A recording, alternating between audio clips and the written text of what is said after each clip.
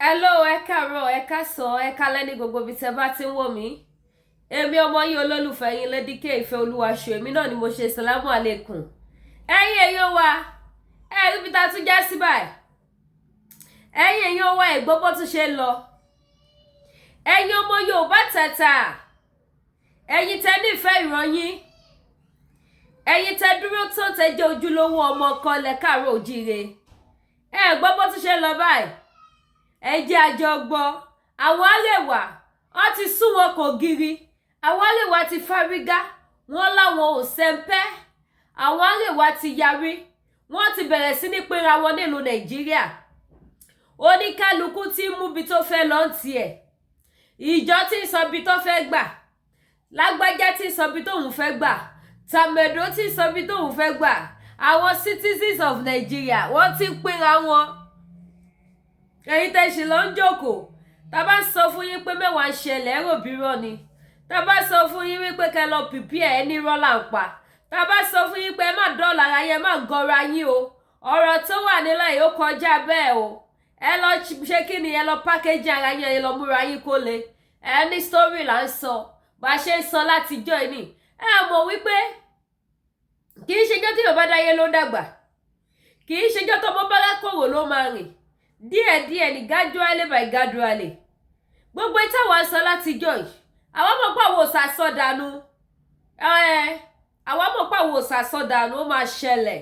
Ṣé tí wọ́n gbọ́ sí àwọn Middlebelt, ṣé tí kí n tó ṣẹlẹ̀ sí ẹ jẹ́ àjọ gbọ́.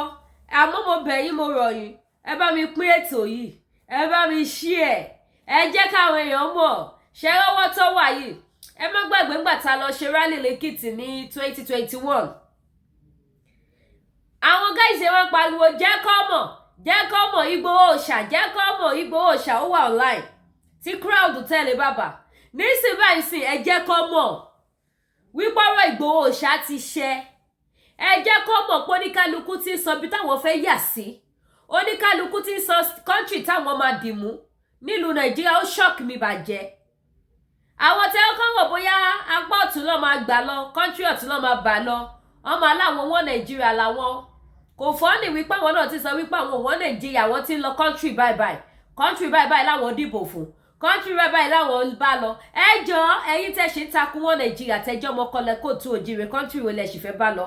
Ṣé wọn Nàìjíríà náà lẹ sì fẹ́ bá lọ? Because wọn Nàìjíríà ti empty, wọn Nàìjíríà ti di korofo, kò sọ́jà mọ́ ní wọn Nàìjíríà. Ó ṣẹlẹ̀, wọ́n ti pinra wọn. Ẹ bá mi gbójú ayọ̀ sókè, ẹ bá mi gbé eléyìí, ó lẹ́tìkẹ́ ọ̀rọ̀ iṣẹ́. Guys, Tinubu has pushed the Middle Belt Northerners to the wall, and now they are saying that they prefer to join Biafra than to allow their lives to be taken by the armed Fulani headsmen. So the Middle Belt Northerners are now opting for Biafra. They prefer to be united with the Biafrans than to be in Nigeria, which has not protected their lives. Rather, their lives have been set as prey to the enemies that are coming even from neighboring countries. Nigerians, take a look at this. You see, if you meet those two people, then Juma, and if you meet Gawang, I'm telling you, they will rather be with the Biafrans than to be with the people that will continue to kill their people. I'm telling you this. If they should speak, if they should be in the media, and if they should bring out a word from their hearts, because there is no man would like to see his people being killed. No man would like to see his people being killed. And that is exactly what they are doing in Taraba, in Plateau State, in the Middle Belt. Even the Fano, they do not leave their self, you can see. And sometimes, what is going on sometimes is because, like the one that is happening in some part of Nigeria, because some of the houses are Christians, then they don't want those people to even have the small enjoyment that they are having there. So, guys, leadership is just the problem of Nigeria. And until we get it right in terms of leadership, this country will continue to suffer. You can imagine the level to which these people have been pushed to the wall for this man to come out to say that they are even preferring to join Biafra than to stay and be in the northern part of Nigeria, and their lives are being given for nothing to enemies who come from, most times from neighboring countries, and just come to displace them, and at the end of the day take away the lives of their people. This man is saying that even his people are opting for Biafra than to be in Nigeria where their lives are not safe. Good morning, Paul. A lot of people are also trying to get to you and hear from you, being the fact that you come from Plateau Middlebelt, and we experienced from your experience, the last interview you granted, people are asking for your number, people are asking for your contact, people want to get to you, on this platform on Today Media. Please subscribe and share and comment on this issue. We are going to have a beautiful moment today. Can you tell us subscribe and share. At this point, what does Biafra mean to Middlebelt? Thank you very much, the good people of Nigeria. I always tell people that for the benefits of the Fulanis, most especially for the Fulanis, if they knew that it's going to be for the Fulanis, they will never fought that war. Gawang regretted to fight that fight. They used Gawang. After he has fought that war, they have to take him out of the power. And we, the people of the Middle Belt, we have suffered under the regime of Muhammadu Buhari. The Middle Belt, we have seen what Buhari has done to us. Appointment has not been granted to the people from the Middle Belt, and the Middle Belt suffer insecurity. Under Buhari regime, he did not care to protect the life of the people in the Middle Belt. So for me, Biafra, I think, is a good thing. I never heard about the people of Biafra killing people, kidnapping people. I never heard about the people of Biafra doing evil. But I know that Fulani are doing evil, and I know that some of the Hausa join them to do that evil. But I believe that there are some Hausa people that are good. They want a good life, because even the Hausa, as I'm talking, they have been depressed. The Fulani depressed them, but now their eyes is opening. They began to understand that the Fulani are the one controlling the major resources of this country, which is not supposed to be done. These resources of this country should be controlled by the people of Nigeria. But since Nigeria is not working, let Biafra take place, and let the Nigerian government release Nnamdi Kanu. Nnamdi Kanu is not a terrorist. Nnamdi Kanu, we know, is a person who is standing for righteousness and justice, and which we want in this country. Because the leaders of this country, as I talk to you right now, there is nothing like righteousness in them. They only deceive the media. They will just come to the media, they will talk that they have built this, they have built that, but we have seen nothing.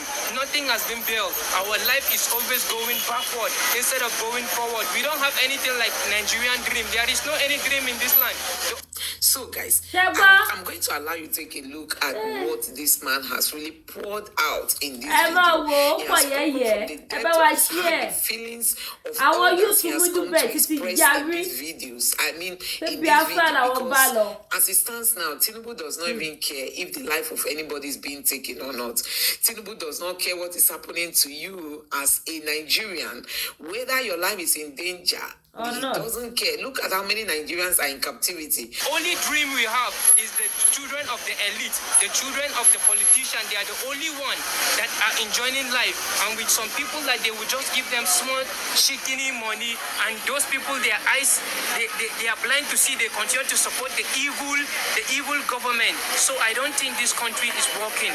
As I speak to you, Biafra for me is a good movement, and even majority part of is a good movement. Like to be part of the Biafra, because they believe that Biafra are people who are not harming people.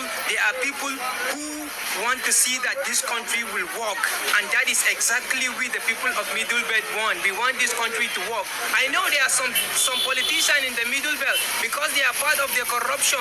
They will not like this movement. We are not with the politicians.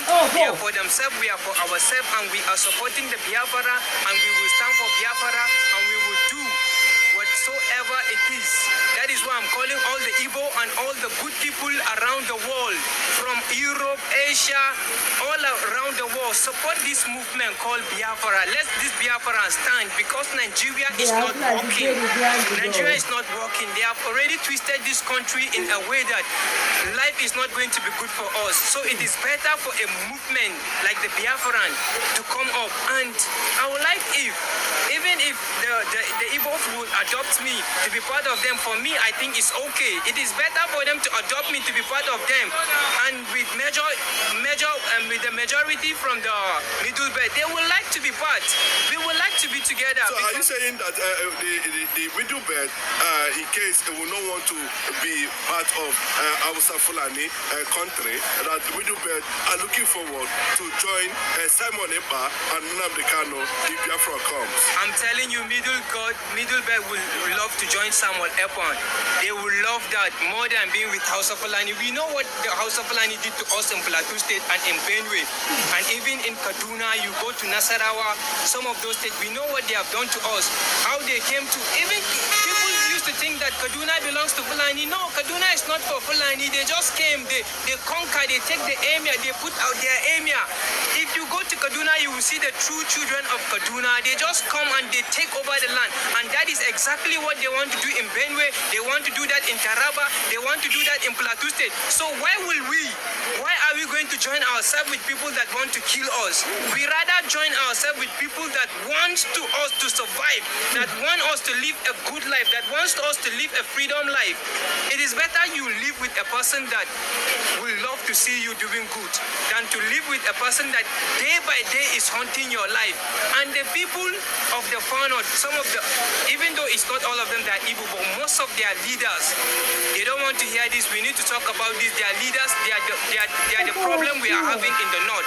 Leaders of the north, they are the problem we are having. If Nigeria will become great today, then they need to restructure, which they don't want to restructure. They need to give their children good life. If you see the north, poverty is ravaging the north. The north is crying. Majority in the north are suffering. So you can see that the problem is from the leader of the north.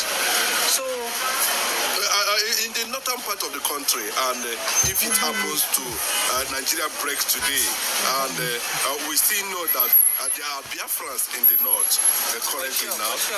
Igbos in the north, we call them Biafrans in the north. You know, what will happen to northern Nigeria if Biafra not succeed from Nigeria? Are you looking, because if Igbos leave the north, how would the north look like? Thank you very much. Thank you very much. If Biafra happen to take place, the citizens of the north will understand that the northern leaders are the problem. They are the one that caused a problem to them in this country. They are the one that refused them to have a social life. Because as you can see, in the north, there is nothing like social life. Even some Biafra, you will see, like in Kano, you hear that during Ganduje regime, he has to lock some Biafra, and not only lock, but they have to destroy the beer, destroy everything. So you can see social life, which people supposed to have it, they don't want people to have a social life. So are you saying the social life they're having now is Biafrans that is giving the north some level of exposure and social life? The people without Biafrans in the north, no social life in the north. Yes, social life. There are some good people. There are some good people too in the north, and there are some. We all know that the Igbo people are social people. In fact, any state that you go and you don't see an Igbo person, then you should know that that state is not a place to be. Because everywhere you go, you see Igbo people, and Igbo life. The Igbo people, they always come with social things. They come with business. They come with things that will move the states. That is what they do. But if you see the leaders in the north, they are not encouraging most of those things, because even money for the people to have those things, instead of elevating the life of the people so that they can have that social life, they will not do that. They rather embezzle the money, take it to America, keep it in America, which by the grace of God, if Trump come, he will do a miracle that he will send their money back to Africa, and he will really do something that they don't know what is going to be. Only if Trump come, I believe that will happen, because Biden for me is not a person who will look to the well-being of people, because as I speak now, Biden, for me, is a corrupt president. And I would love Trump to come back. If he comes back, I believe America will be greater, because America now is a third-class citizen. It's no longer a first-class citizen. America is a third class. Biden has already collapsed the system, and if they leave him, he will cripple everything. Thank you. In Nigeria and in Lagos State, we have seen people saying that Igbos, if they release Nnamdi Kanu, the North will declare their own caliphate, and Nigeria, they are threatening Tinubu that they should not release Nnamdi Kanu, and people all over the world are saying Tinubu must release Nnamdi Kanu. Why is Nigeria afraid of releasing Nnamdi Kanu? The people that are afraid to release Nnamdi Kanu, they understood that this movement is going to really change the life of many people. In fact, it's going to open the eyes of the Nigerians, because it's a man that I believe he wants people to see prospects. But you see, those people that they don't want him to release, that they want to have their own caliphate. I'm telling you, even if they have their own caliphate, they are problem to themselves. That is what I want you to know. The Northern are problem to themselves. They are the problem of this country. If you ask me who is the problem, who brought problem in this country, the Northern have to forgive me. I have to say it, because I too am from the North. They are the problem of this country. Oh! They do not want anything good for this country. No, but the only thing that they want for this country is kidnapping to get ransom. And kidnapping, a man that is not supposed to be killed. So you can see that those leaders that are kidnapping, they are supposed to be killed. If we are to go to the book of, to the law of God, to the law of Moses, those people are supposed to be killed. But because Jesus Christ came and he have already softened the law, he has bring a new commandment. So they are not supposed to be killed, they are supposed to be jailed. So you can see that they are just walking around up and down, continue to do continue to harm the life of many innocent Nigeria, and nobody is saying anything, nobody is doing anything, because they believe God is not seeing them. They believe nobody can do anything to them. But one thing I always tell them, that everything you are doing, there is a repercussion for it. If you do good, there is a repercussion for it. If you do bad, there is a repercussion for it. It will surely come back to you. So whether they like it or not, the bad thing they are doing, the evil they are doing, is coming back, and it will harm them, whether they like it or not. How do the Middlebelt see Nnamdi Kanu, Biafra? Talking about Gowon and Dajuma, who fought against Biafra now. How do they see the Middlebelt? Would they switch allegiance possibly if Biafra comes? It looks like they are beginning to have a kind of regret, because the Middlebelt are being killed. You see, if you meet those two people, Danjuma, and if you meet Gawang, I'm telling you, they will rather be with the Biafrans than to be with the people that will continue to kill their people. I'm telling you this. If they should speak, if they should be in the media, and if they should bring out a word from their hearts, because there is no man would like to see his people being killed. No man would like to see his people being killed. And that is exactly what they are doing in Taraba, in Plateau State, in the Middlebelt. Even the Fano, they do not leave their self, you can see. And sometimes, what is going on sometimes is because, like the one that is happening in some part of Nigeria, because some of the houses are Christians, then they don't want those people to even have the small enjoyment that they are having there. They have depressed the Christian, the Hausa Christian. They have depressed their life. They don't have a voice to speak as I'm talking to you. But I believe that evil that they have sown is coming back to haunt them, and good thing will surely come to this country. Whether Nigeria splits or Nigeria did not split, one thing I want you to know, that good people will come and they will rule this country, and people will see a dividend of democracy. Thank you. On one more note, you mentioned Donald Trump. Do you think that Donald Trump he will support Biafra? From the way you are talking, you have so much love for Donald Trump. Does he have any connection with liberation of the Middlebelt and, of course, Biafra in your mind? On my own understanding, Donald Trump, which I believe is a straightforward person. He's not a politician. He's not a person who will promise you heaven on earth. We have seen, even though I'm not in America, but I have seen what he has done to America. How he came, he cut the tax. He cut the tax in America, and he has given people work more than what did they call him? Obama, more than Clinton, more than those people. So Donald Trump is a person when he speaks. Even when they talk that they will move the embassy of Israel to Jerusalem, they have talked, Obama talked, George Bush talked, they could not do anything. But when Trump came on board, he have to move it, and nobody can say a word. So Donald Trump will support every movement that is good. I believe he will support movement that is good. He's not going to be like Joe Biden. Joe Biden is supporting the evil that is going on even in Nigeria. So if Joe Biden come back, then the evil will continue. But by the grace of God, he's not going to come back. He's not going to come back. Paul, how would you describe Igbo, Biafra in Nigeria? How would you describe that race? How do you describe Igbo, Biafra in Nigeria? How would you look at them? Who are they? If you look at the Biafrans, these are people who believe that they need to have their independence. They need to have their own country of their own, and which is not bad, is good, because we have seen people that fought to get their independence, like the former president of this African country,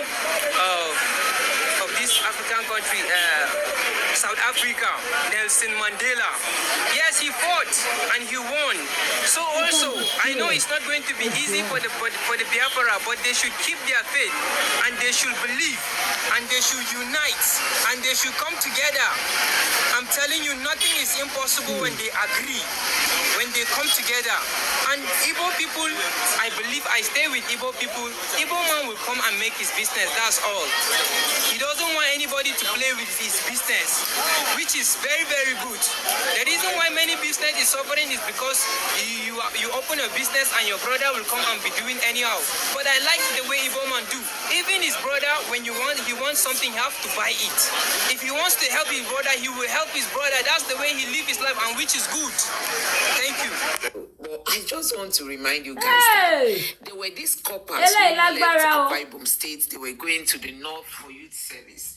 They were all... Ẹ̀yin ìyá mi, ẹ̀yin bàbá mi, Awólọ́wọ̀ ti sọ̀rọ̀, ó ti ṣẹ. Awólọ́wọ̀ ní tó bá tásìkò, àwa la máa dìde, la máa jà fúnra wa. Kọ́lọ́ ó dẹlẹ̀ fún ẹnire tó lọ. Iwájú tí Awólọ́wọ̀ kọjú sí kó da èyí tó fi sílẹ̀ kó má bàjẹ́. Awólọ́wọ̀ ní tó bá tásìkò, gbogbo yín lẹ máa dìde, lẹ máa jà fún ẹ̀tọ́ yín. Àwọn Middlebelt ti dìde o. Ẹgbẹ́ ohun táwọn Middlebelt ti sọ. This is one of their youth in Middlebelt. Ẹ wo story tó sọ kalẹ̀, very interesting. Yes or no, ẹ kọ sí comment section. Ọ̀rọ̀ yẹn mú yes àbí kò mú yes. Ọ̀rọ̀ yẹn wọ etí àbí kò wọ etí. Ṣó fọ́rí àbí kò fọ́ ire. Wọ́n ló pé àwọn káwọn tẹ̀lé Biafra dan káwọn tẹ̀lé Hausa. Àwọn Middlebelt má pẹ̀lú àwọn tèmi rò bí ọmọ aláwọn làwọn ni wọ́n Nàìjíríà. Àwọn Middlebelt pẹ̀lú ẹni tèmi ti fọkàn sí wípé wọ́n máa claim wọ́n Nàìjíríà. Ohun mà làwọn youth tí wọ́n náà ti ń fárígá tán láwọn ò sẹ́ńpẹ̀ yìí. Ohun mà làwọn youth wọ́n ti ń fárígá tán láwọn ò lè tẹ̀lé àwọn tó ń pawọ́ àwọn èèyàn because àwọn gbọ́ tí mo pẹ̀lú yẹn máa pín. Òun ló ṣe tètè speak out. Òun ló ṣe gbóhùn sókè. Wọ́n ti mọ̀ pẹ̀lú yẹn máa pín. Wọ́n dẹ̀ lè fẹ́ lọ pín wọn sádà Hausa. Kọjọ máa wà papọ̀, kọjọ jórílẹ̀-èdè kan. Òun ló ṣe ní kàkà káwọn tẹ̀lé àwọn apààyàn. Pé tó bá ń sọ̀rọ̀ àwọn tó ń pààyàn nílùú Nàìjíríà, àwọn Hausa ni. Tó bá sọ̀rọ̀ nípa àwọn tó ń jiyàn gbé Hausa ni. Tó bá sọ̀rọ̀ nípa àwọn tó ń ṣiṣẹ́ bí tí wọ́n terrorize èèyàn nílùú Nàìjíríà, àwọn Hausa ni. Wọ́n ní kàkà káwọn tẹ̀lé wọ́n máa tẹ̀lé Biafra. Ẹ wá ráyé báyìí. Ẹ jọ ṣé kò ti ṣẹlẹ̀? Ṣé kò ti ṣẹlẹ̀? Ṣọ́rọ̀ bàbá Awólọ́wọ̀ ò ti ṣẹ. Ìwòye ẹ̀ṣí ọdún mẹ́ta sísìn jáwọn youth Middlebelt jáde síta. Ṣebí gbogbo wọn ni wọ́n pariwo wọn Nàìjíríà ló lè ṣe. Gbogbo wọn ni wọ́n pariwo ṣe bàbá. gbogbo wọn pátápátá ṣe bàbá sí ayé wọn gbẹ ó sì ayé wọn ò nítumọ̀ ó já túkẹ́túkẹ́ lọ́wọ́ ajínigbé agbénipa ṣe bàbá sí ayé wọn kò lọ wájú mọ́ wọ́n túbọ̀ sọ́wọ́ Tinubu wọ́n ti wá lẹ́ni ní hardway wọ́n làwọn ò lọ mọ́ àwọn ò lè jẹ́ kí wọ́n pín àwọn pẹ̀lú àwọn Fúlàní kàkà bẹ́ẹ̀ àwọn fẹ́ dúró pẹ̀lú Biafra lẹ́nu Middlebelt lẹ́nu àwọn tán láwọn bọ́ǹtù rúlu Nàìjíríà rèé o gbogbo èyí tẹ́ ṣe lọ́sìnmi sí wọn Nàìjíríà gbogbo èyí tẹ́ nílé wọn Nàìjíríà lẹ́fẹ́ kú sí ẹjọ́ ẹ̀yìn àtàwọn lẹ́jọ́ fẹ́ ṣe wọn Nàìjíríà ẹ̀yìn àtàwọn ìkòkò ajégúnjẹran lẹ́jọ́ fẹ́ ṣe wọn Nàìjíríà lẹ́yìn kí àwọn ọmọ Yorùbá náà ká lọ ṣe kíni ká lọ gain ground lẹ́yìn ká create awareness wa kó múnádóko dáadáa lẹ́yìn ká máa jẹ́ kó máa yí àwọn èèyàn wa pé kó máa túra sílẹ̀ kó máa sùn àsùndíjú ó léwu tó bá sùn tó bá díjú ẹgbọ́n tọmọkùnrin sọ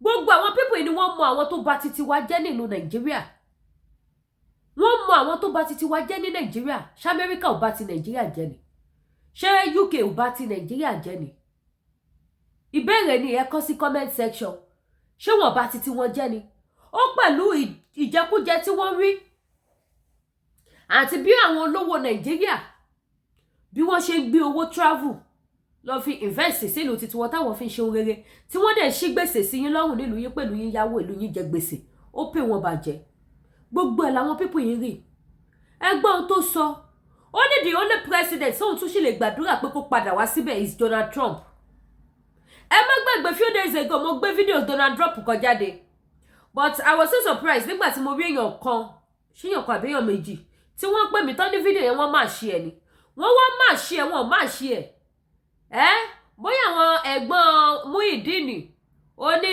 mixer bóyá àwọn náà ni wọ́n ṣe tìyẹn náà but ó wá jọ gátẹ̀gòjọgà tí ó mà ti fẹsẹ̀ kan ti rò ọ̀rọ̀ tí wọ́n sọ nínú fídíò yẹn ṣe bóun lọmọkùnrin yìí sọ yìí Donald Trump ń sọ nínú fídíò yẹn wípé tí òun bá padà jẹ president Nàìjíríà òun máa díù pẹ̀lú president America òun máa díù pẹ̀lú Nàìjíríà ó lóun á make sure pé gbogbo gbèsè tí Nàìjíríà jẹ òun gbà wọlé ó ní tó bá wá kọ̀ tí wọ́n sọ gbèsè yẹn òun máa band wọn láti máa wọlé sí America ó láwọn ọmọ Nàìjíríà tó wọ́n wà bẹ́ẹ̀ òun á sọ wọ́n dẹrú òun á sọ wọ́n di slave láti san gbèsè tí country wọn jẹ ẹ wá gbọ́ nǹkan tí ọmọ Middlebelt sọ ọmọ Middlebelt lòun bẹ lọ́hùn kí Donald Trump padà ó nítorí kò gba nonsense ó ní Donald Trump pẹ̀lú àwọn tó bà Nàìjíríà jẹ́ ó ní Donald Trump pẹ̀lú àwọn tó fọwọ́ bo ìbàjẹ́ ní ìlú Nàìjíríà ó ní sọ tó bá padà wá síbẹ̀ gbogbo bá ṣe sọ wípé a fẹ́ lọ a fẹ́ pè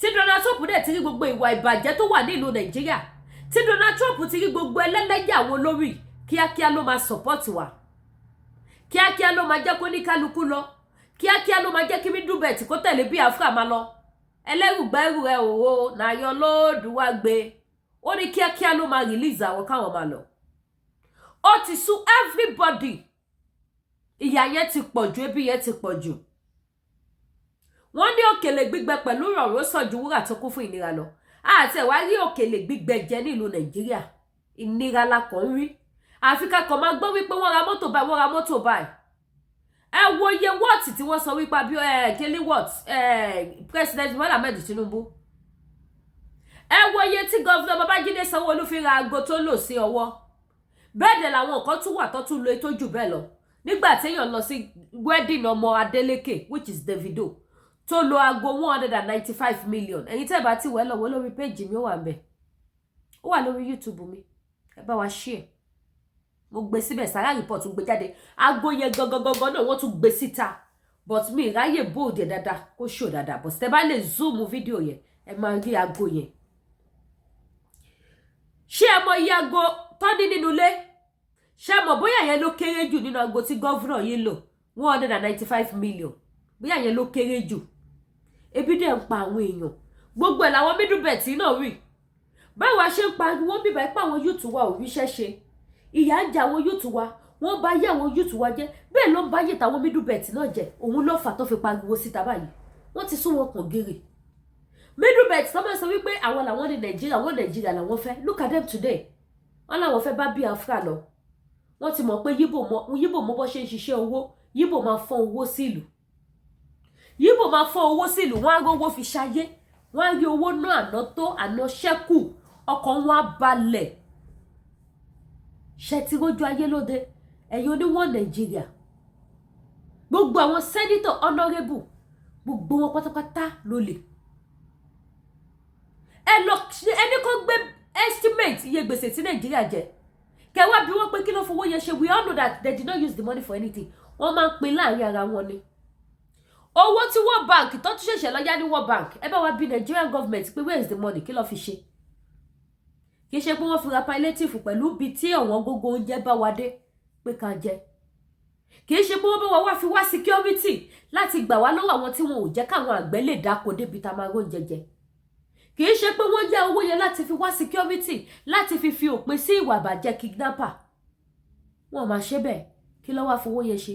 Wọ́n ò fi ṣe náà, wọ́n ò fi ṣe ọ̀nà, wọ́n ò fi ṣe hospital, wọ́n ò fi ṣe school, wọ́n ò fi ṣe iléeṣẹ́, wọ́n ò fi ṣe ààbò, wọ́n ò fi ṣe oúnjẹ.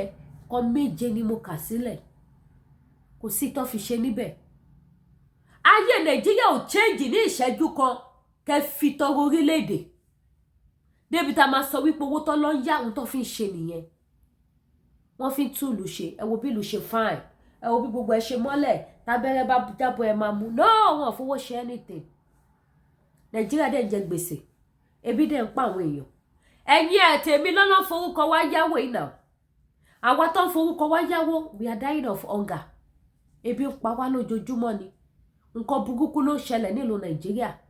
Arúgbó ò lè lo oko, wọn ò lè lo odò mọ́. Àìmọye àwọn arúgbó tó jẹ́ pé wọ́n ti ṣíwọ́ oko dídó láti 20 years tí Fúlàní bá gbá wọn mú sí, á ń rùnkúrùn sí wọn lábẹ́. Mọye arúgbó tó ti ṣe bẹ́ẹ̀ fún nílùú Nàìjíríà. Mọye arúgbó tó ti ṣe bẹ́ẹ̀ fún tí wọ́n ti torí ẹ̀ tí wọ́n dó oko mọ́. Wọ́n ṣe fún ìdílé mi, wọ́n sọ di sóònú ẹ̀kú àmúmọ́ra eégún, wọn lè pariwo síta. Wọ́n fi ṣe sóònú ẹ̀kú. A ti gbọ́ Fúlàní ṣe tó tó ìfún girama lóko, ẹ̀yà ṣẹnu yín báyìí. Bẹ́ẹ̀ ni àbí bẹ́ẹ̀ kọ́ ẹ kọ sí comment section. Àwa Yorùbá nation, Yorùbá nation, Yorùbá nation, ẹ jí ẹ má sùn. Ẹ lọ máa fi owó sínú ẹwà Ọ̀rànmíyàn account. That is the only hope we have for now. Biafra àti pìpì ara wọn ti lọ. Mo ṣe àwọn videos program kan ní some months ago. Mo ra gé lórí wípé tí ẹ bá rí àwọn orílẹ̀-èdè tí wọ́n ti fún Biafra ní support.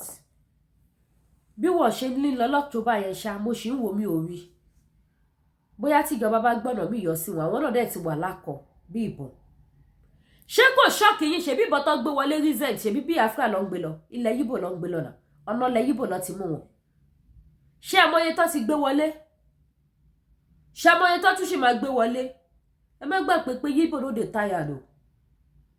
Na person wey dey drag something with them, na him go tire. He no dey tire. They get strong head. They get coconut head.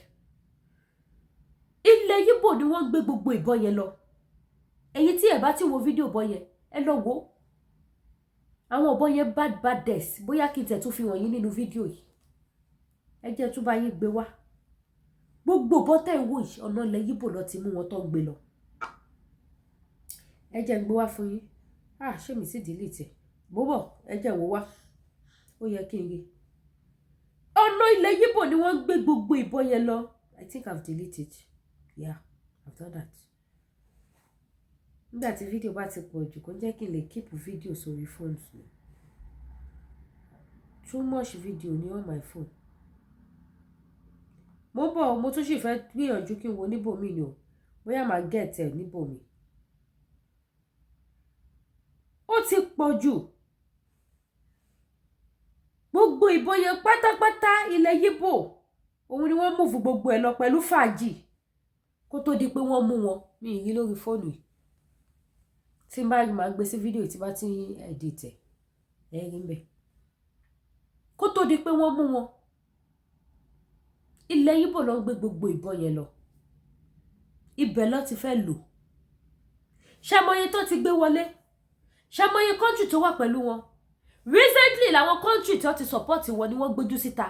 kò sí àní-àní níbẹ̀ yóò bá ẹ lọ jí ẹ lọ fowó sí ẹwà Àwọn mílíọ̀nù account ẹ má jẹ́ ká lélẹ̀ ẹ má jẹ́ kó forí wa fáàgbọ́n Nàìjíríà ẹ má jẹ́ kó fi orí wa fọ́ àgbọ̀n ẹni tó bá forí ẹ̀ fáàgbọ́n kò ní dúró jẹ́ ń bẹ̀ ẹ lọ fi owó sínú ẹwà Àwọn mílíọ̀nù account kí wọ́n lè fi rí lò láti fi so ṣòkòtò titi wa náà kó má bàa jábọ́ àbọ̀rọ̀ lásán fọ́mọlúàbí kí wọ́n lè rí lò láti fi so ṣòkòtò wa kó má bàa jábọ́ àwọn country tí wọ́n wà pẹ̀lú àwọn samenepan wọ́n ṣe program lẹ́nujọ́ mẹ́ta wọ́n gbójú síta tán láwọn country tó wà pẹ̀lú wọn máa gbé fídíò yẹn wá àwa analyze ẹ rí so kò sí kankan tó lè dá wọn dúró mọ́ tí ẹ bá dé gbàgbé kí Donald Trump tó lọ tí màá ṣe mistake ló ti sọ fún wọn pé kó release Biafra kó máa lọ Nigeria government ti ṣorí kunkun wọn release wọn but this time around they will learn in a hard way we gotta see what is going to happen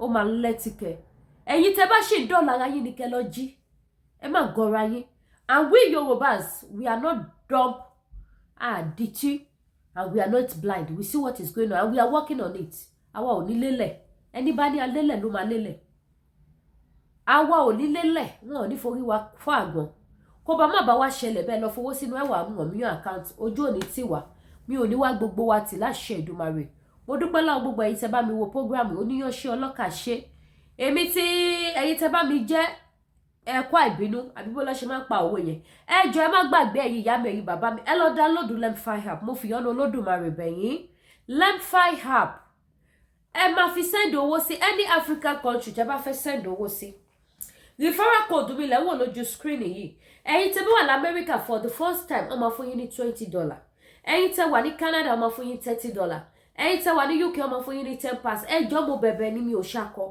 ẹ lo kóòdù mi kẹ́ fi send owó sínú Nàìjíríà àbí any Africa country tẹ́ bá fẹ́ send owó sí mo bẹ̀bẹ̀ ní exchange rate wọ́n dẹ̀ wà pa ẹ máa fi ojú yín rí exchange rate yẹn bó bá ṣe rí ojoojúmọ́ lówó tí wọ́n máa increase àwọn ò kí ń ṣe ẹni tó yẹ tẹ́ máa expect bíi 1000 tẹ́ máa rí 800 àbí 950 no àwọn ò ṣèyàn bẹ́ẹ̀ iye tó bá yẹ kí exchange rate yẹn kó jẹ́ exchange rate wọn gan tó àìjú ti black market lọ ó àìjú ti online lọ ó àìjú ti so many app lọ tí wọ́n fi ṣe owó exchange rate tí wọ́n ó high so ẹ lọ download ẹ mo fi yọ́nú Olódùmarè bẹ̀yìn ẹ patronize mi ẹ má tún wá gbàgbé àṣírí ẹwà gbogbo ẹ̀yin tẹ́ fẹ́ tún skin yín ṣe ẹ rí bí mo ṣe ń glow lẹ́nujọ́ mẹ́ta àṣírí yẹn lélẹ́yìí láti iléeṣẹ́ Danari skincare this is the face cream this is the face soap and I also have the cleanser àwọn yẹn wà bẹ́ẹ̀ and they have different type of face cream èyí tó máa dá fún ojú yín ló máa fún yín bẹ́ẹ̀ bá ṣe fẹ́ kí face yín kó ṣe rí tẹ́ bá ti pè wọ́n tẹ́ bá ti sọ fún wọn wọ́n á fún yín ní tó máa bá yín ní ara mu tó jẹ́ pé within 1 week nínú èpè nínú àdúrà ẹ fi kàn ránṣẹ́ sí Lady K tó bá yẹ pé ó jẹ́ kẹ́ sanwó yín nù ẹ mọ̀ this is the face soap this is the face cream they have face cleanser and they have different type of face cream bákan náà they have different type of body soap and body cream ó depend bẹ́ẹ̀ bá ṣe fẹ́ kí skin yín kó wà ní this is one set of body cream this is body cream this is body soap I also have another one there òun lèmi náà lò I don't change my product since 4 years no asaga fún lọ́lọ́dá rí jimmy mo change product mi ní 3 months ago mo change ẹ̀ ní December mo ti wà Canada December January February March April mi ò lo product because mo run out of it ó tán lọ́wọ́ mi ẹ̀yin tẹ́ bá wò mí ní gbogbo period yẹn sísìn yìí ẹ rí pé skin mi ti yàtọ̀ so ìgbà tí mo dẹ̀ ti rí bẹ́ẹ̀ wípé no àwọn tí mo lò yóò bá mi lẹ́jẹ̀ mo padà sí àti ìgbà tí mo ti padà sí you can see the way I'm looking now mo ti get skin mi padà bí mi ò tiẹ̀ lówó mo lẹ́wà mo mọ́ láwọ̀ níwọ̀n bá fẹ́rẹ́fẹ́ mo ṣe rí bẹ́ẹ̀ bá dẹ̀ ni mi ò ṣe rí ẹ ṣe mo kí ló fa ìmọ̀mọ́ like mi ìyá mi like mi àwọn ọmọ mi like mi so gbogbo ẹ̀yin tẹ́ bá fẹ́ tún skin yín ṣe ẹ ti mọ̀ pé Lady K máa ṣẹ̀fẹ̀ gbogbo ẹ̀yin tẹ́ bá fẹ́ tún skin yín ṣe iléeṣẹ́ Danari skincare àìdá ọkùnrin ni yín obìnrin ni yín ẹ̀yin dẹ̀ wò mí báyìí mi ò lo filter mi ò lò àìdá ọkùnrin ni yín obìnrin ni yín kò sí product tẹ́lẹ̀ lò ní iléeṣẹ́ Danari skincare ẹ̀yin tẹ́ bá fẹ́ mọ́ ju Lady K lọ wọ́n ní oil mo ní oil yẹn ń bí báyìí but ibi tó wà náà ṣẹ̀ sí mi díẹ̀ mo ṣe ń wo ọkọ yẹn ọ̀rọ̀ ni mò ń wò ń bẹ pé àbí kí n lọ kó wá ní kí wá display rẹ̀ fún yín so wọ́n ní oil tẹ́lẹ̀ lò tó máa jẹ́ kí skin kó ètè jáde tẹ́ bá gbọ́ jet flying jet